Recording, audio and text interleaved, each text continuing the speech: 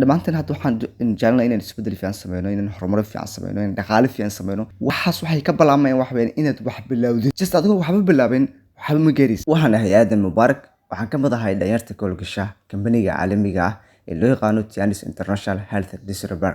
Adigoo helin fursadihii iyo wax ma helaysid. Just fursadahan waa mid maanta ku horyaalan, waa mid available. Aniga waxaan ku weyna ganacsiga ballaaran, horumar badan, guulo badan runtii laga sameeyay. Haddaynu tagayga Soomaalida ama haddaynu wax weeyaan qaaradaha kala duwan ee caalamka, horumaradiisa, guulihiisa, isbedeladiisa ay noqdeen mid aad iyo aad u ballaaran. Maanta haddaad ku sugan tahay dalkii, haddaad ku sugan tahay wadamada kale caalamka, ama aad ku sugan tahay intaba aad hubin ka noqon karaysid. Kaagama baahana inaad maalgelin samaysid iyo wax la mid ah. Kaliya waxaad u baahan tahay waxa weeyaan inaad go'aan qaadatid. Waxay u baahan tahay kaliya inaad la soo xiriirtid. Waxaad u baahan tahay kaliya in aad qayb ka mid ah dadka xubnaha ka ah ama shaqada xubinka aad markaa la xiriirtid.